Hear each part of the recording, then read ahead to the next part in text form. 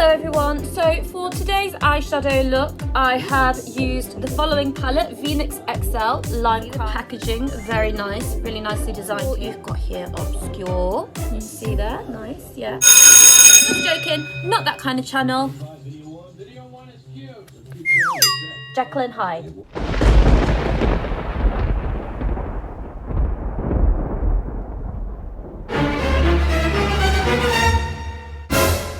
Shout out to Bronte, Sarah, Neve, and the anonymous person who likes gaming for your comments.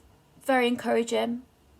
That's what it's all about. Right, so page, in my book, page number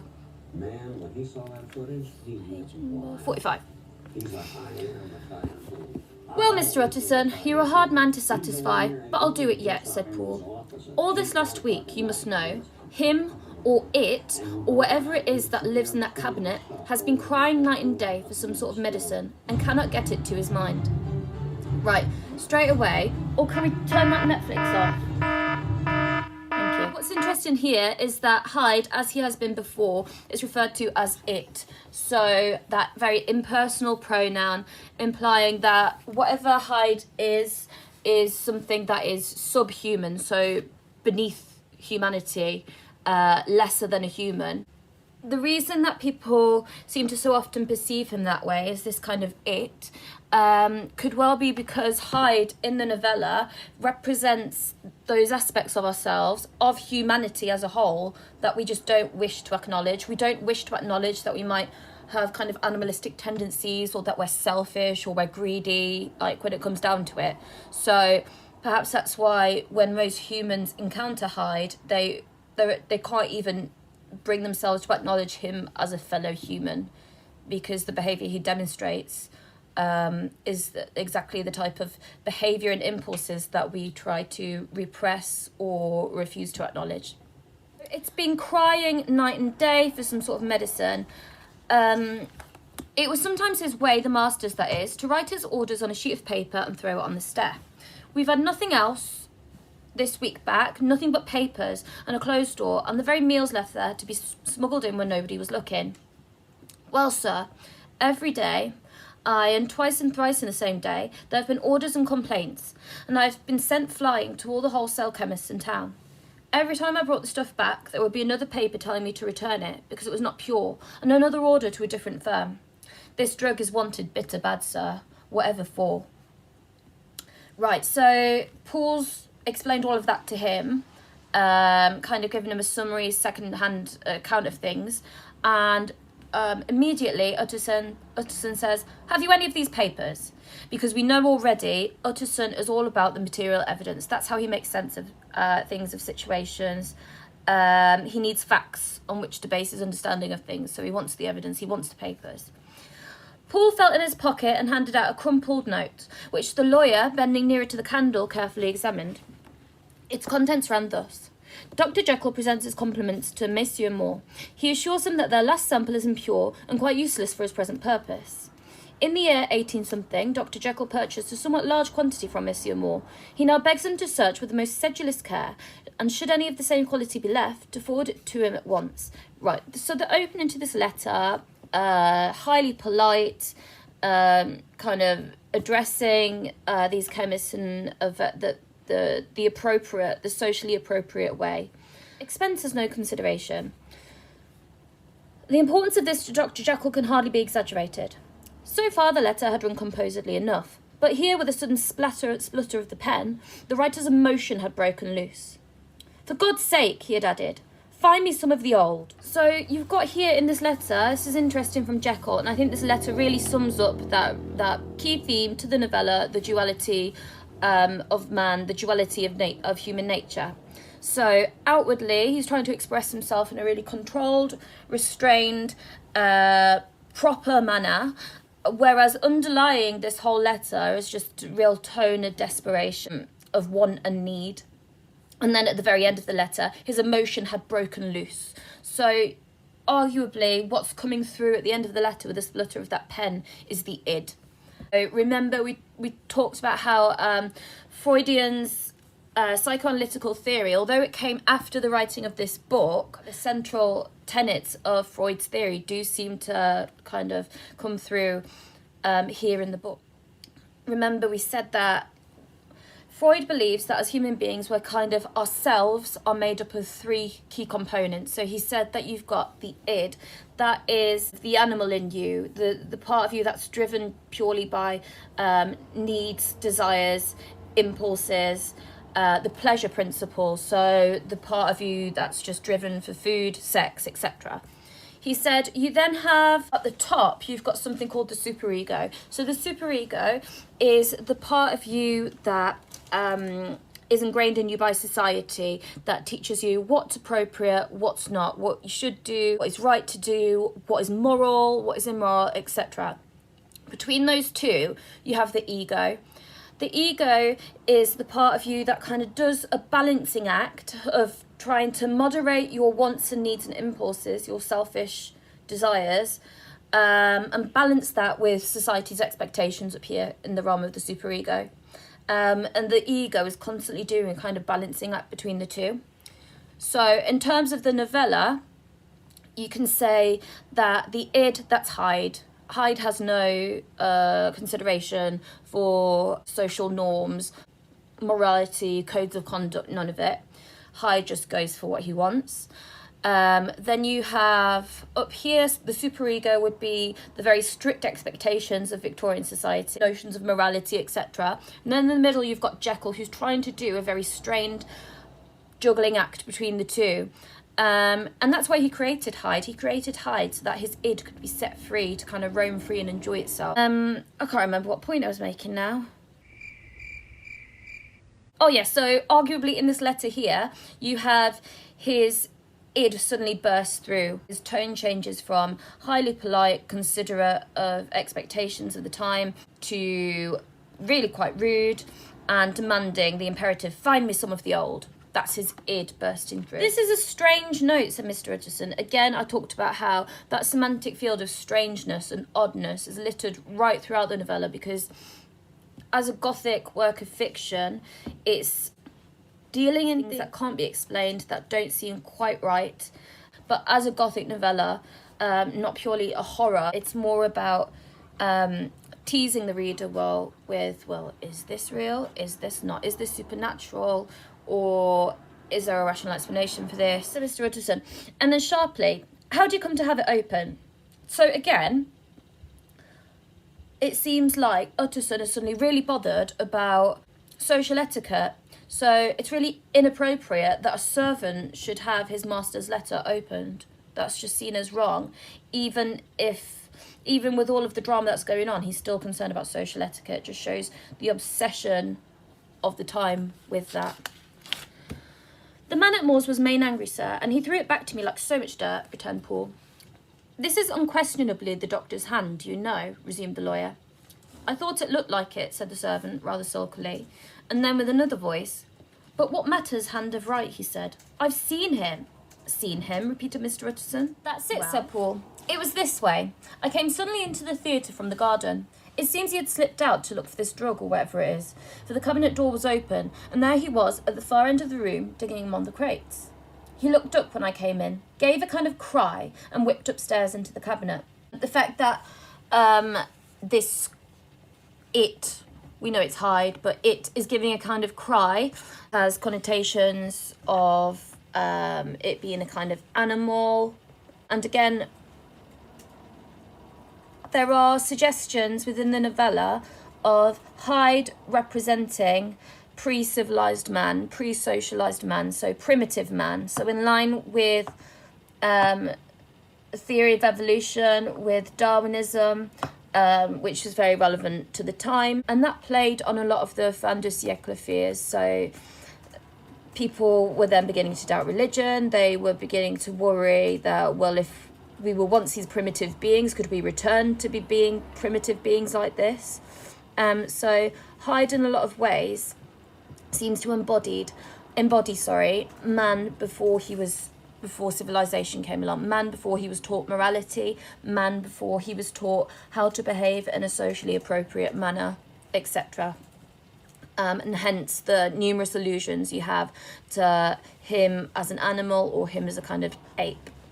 It's a good idea to go back through the novella and to take note of wherever he has been referred to as such. It's the kind of thing that when you're taking a quote and then springboarding to the rest of the novella, that's a nice thing for you to refer to. So here you could bring in the fact that he had ape-like fury, or the fact that he's troglodytic. It was but for 1 minute that I saw him, but the hair stood upon my head like quills. That simile shows a very extreme, not just psychological, but physical reaction to sightings of Hyde, which we've seen happen before. And again, the fact that he has seemed to have this same effect on everybody implies supernatural elements at play, and you can cross-reference with a lot of other reactions that I had.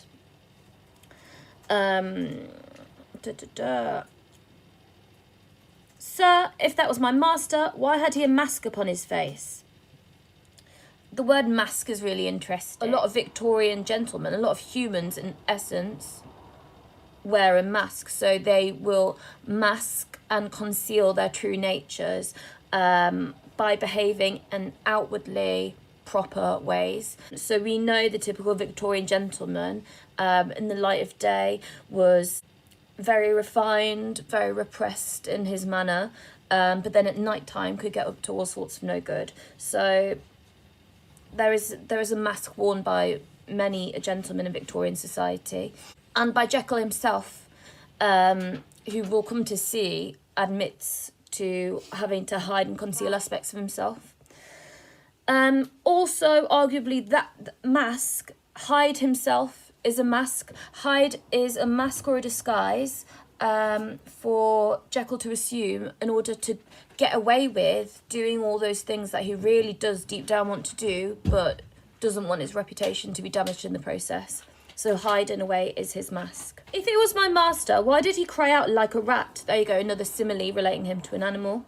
Again, rats are vermin. Rats aren't wanted in society, and Hyde represents aspects of us that we just don't want, that are seen as unsavoury, undesirable, just like a rat is. And run from me. I have served him long enough. And then the man paused and passed his hand over his face.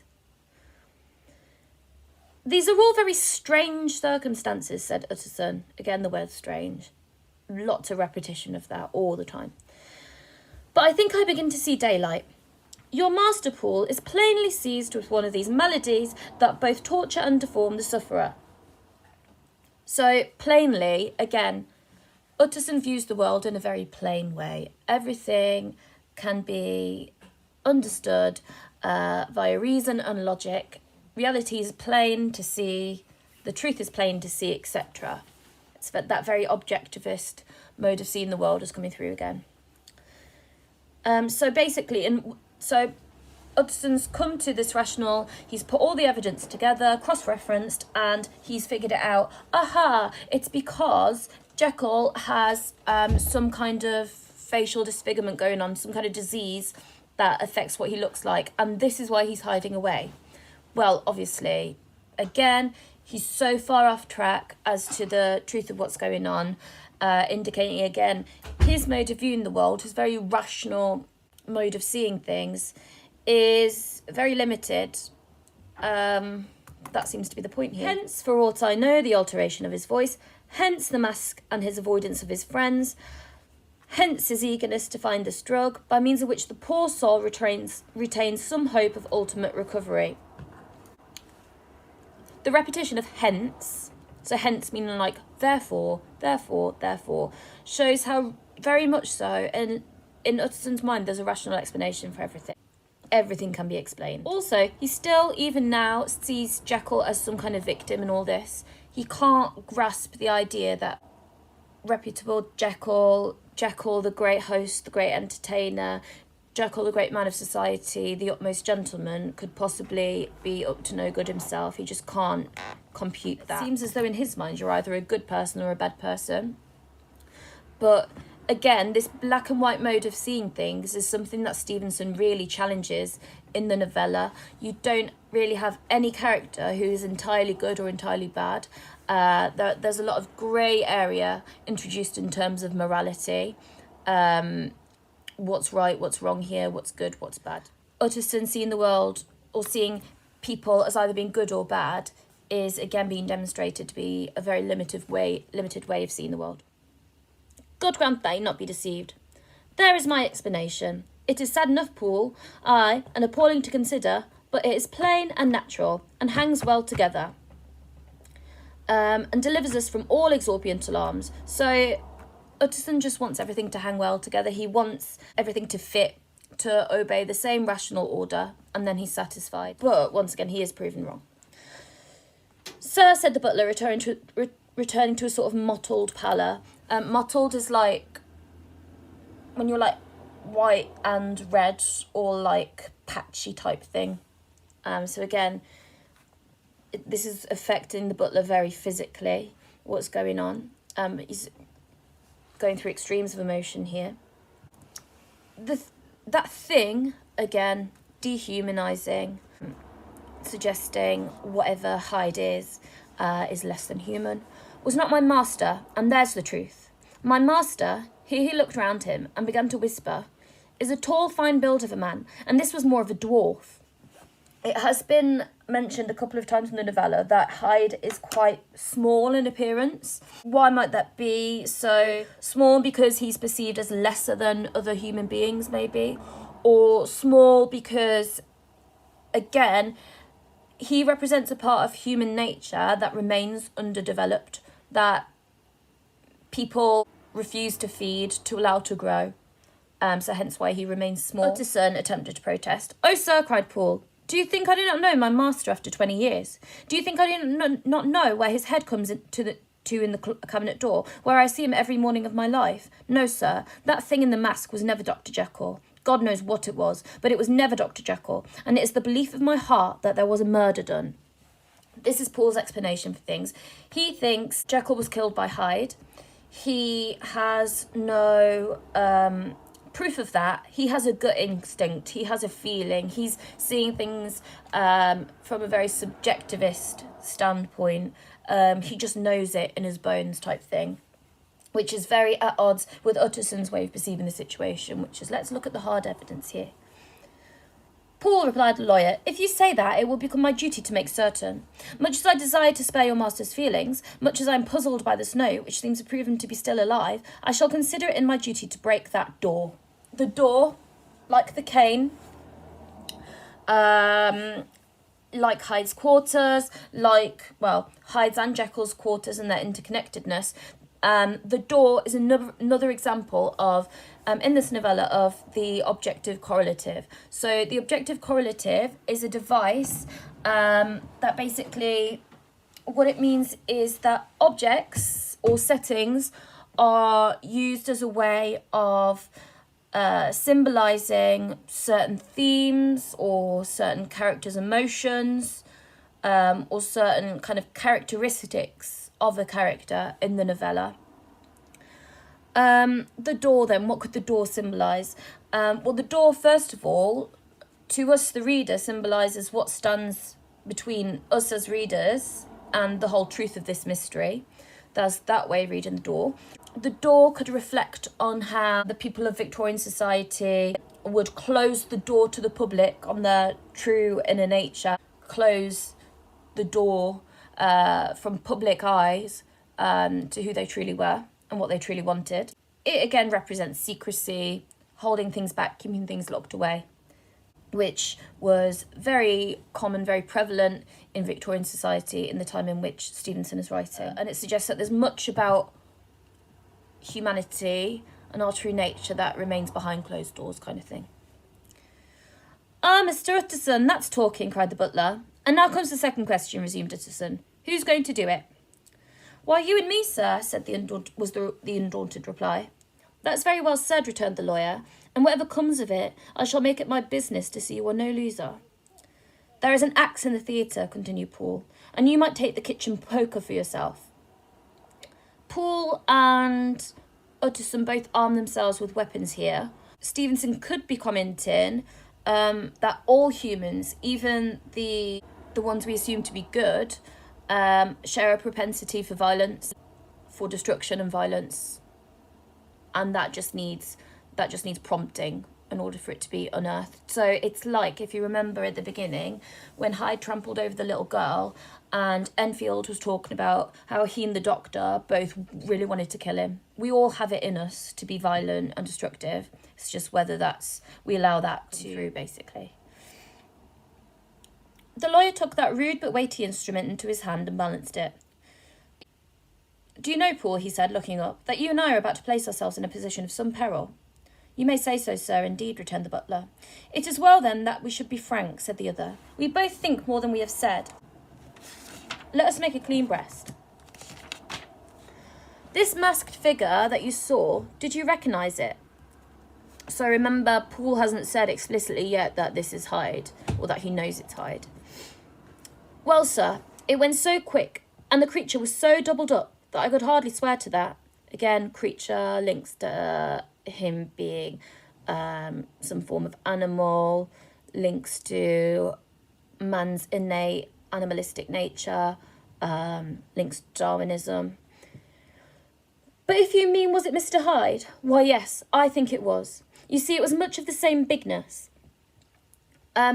Yeah, so Hyde has, paradoxically, been described, on the one hand as small, but then kind of having, creating a sense of largeness and bigness. He's kind of like a paradox.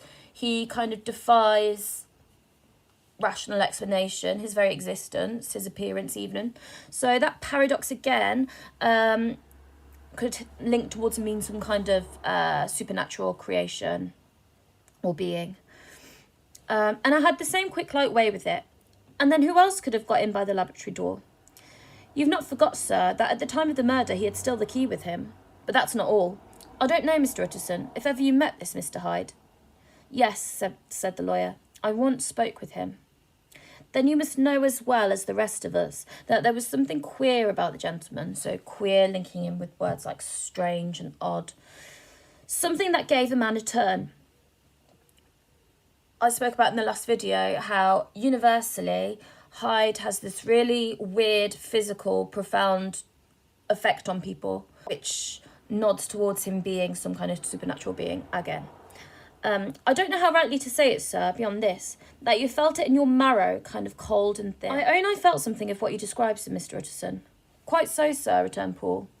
Well, when that masked thing, like a monkey, very obvious link to Darwinism there, jumped from among the chemicals and whipped into the cabinet, it went down my spine like ice. So that's simile there, very sensory as well, and it almost gives us a shudder as readers as well.